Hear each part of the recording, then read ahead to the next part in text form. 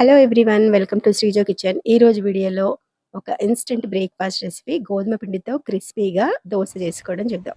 దీనికోసం ముందుగా మిక్సీ జార్లోకి 1 కప్పు వరకు గోధుమ పిండి, ఒక హాఫ్ కప్పు బియ్యం పిండి, ఒక పావు కప్పు వరకు ఉప్మా రవ్వను వేసుకొని ఒక హాఫ్ కప్పు పెరుగు వేసుకోవాలి.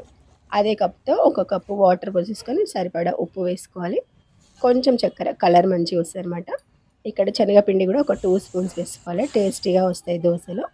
ఇప్పుడు చూసిన కదా మెత్తగా గ్రైండ్ చేసుకొని మళ్ళీ కొంచెం వాటర్ పోసేసుకొని ఒకసారి అట్లా మెత్తగా గ్రైండ్ చేసేసుకోవాలి. దీన్నంతా ఒక బౌల్లోకి వేసేసుకోవాలి. ఇన్స్టెంట్గా అప్పటికప్పుడు చేసినాం కాబట్టి దీన్ని ఒక 10 నిమిషాలు పక్కన పెట్టేస్తే పిండి నానితే మనకి దోశలు మంచిగా వస్తాయి అన్నమాట. సో ఒక 10 నిమిషాలు అయితే సరిపోతుంది. ఇప్పుడు అదంతా కలిపేసుకొని ప్యాన్ మంచి వేడైన తర్వాత మనం ఇట్లా దోశలు వేసేసుకోవచ్చు. చాలా క్రిస్పీగా, చాలా టేస్టీగా ఉంటాయి ఈ దోశలు. సో చూసినది ఎంత మంచిగా వేగిందో ఆ దోశ అనేది. దీన్ని 2 సైడ్ మంచిగా అట్లా కాల్చేసి తీసేసుకోవడమే. వీటిని ఇట్లా ఇన్స్టెంట్గా అప్పటికప్పుడు చేసుకున్నా కానీ టేస్ట్ బాగుంటాయి అన్నమాట. నార్మల్ దోశల కంటే కూడా బాగుంటాయి. తప్పకుండా ట్రై చేయండి. బ్రేక్ఫాస్ట్ చేసే టైం లేదు, ఇంకా పప్పులు నానబెట్టలేదు అనుకున్నప్పుడు ఇట్లా ఇన్స్టెంట్ దోశలు ట్రై చేయండి, చాలా బాగా వస్తాయి. సో ఇప్పుడు అదే పిండిలో కొంచెం మనం క్యారెట్, ఇంకా ఆనియన్, కొత్తిమీర అవన్నీ వేసుకొని చేసుకోవచ్చు, బాగుంటుంది అనమాట. క్రిస్పీగా రవ్వ దోశలాగా. సో ఇవన్నీ వేసేసుకోవాలి.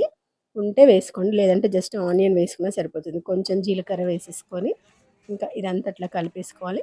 కావాలంటే దీంట్లోకి ఇంకా కొంచెం వాటర్ యాడ్ చేసుకోవాలి. మరి కొంచెం పలుచగా ఉంటే మనకి రవ్వ దోశలాగా క్రిస్పీగా వస్తాయి అన్నమాట.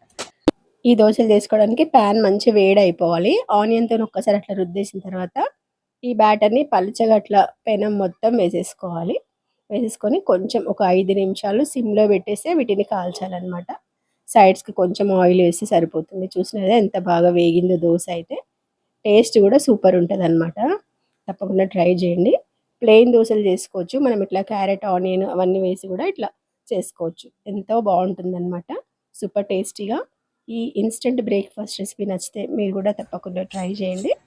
వీడియో నచ్చితే కనుక తప్పకుండా లైక్ చేసి షేర్ చేసేయండి, హైప్ చేయండి. అండ్ ఫస్ట్ టైం నా ఛానల్ని చూసిన వాళ్ళు సబ్స్క్రైబ్ చేసుకోండి. ఇక్కడి వరకు వీడియో చూసిన వాళ్ళందరికీ చాలా చాలా థ్యాంక్స్. మళ్ళీ ఇంకో మంచి వీడియోతో మేము ముందుకు వచ్చేస్తాను. అంతవరకు బాయ్ బాయ్.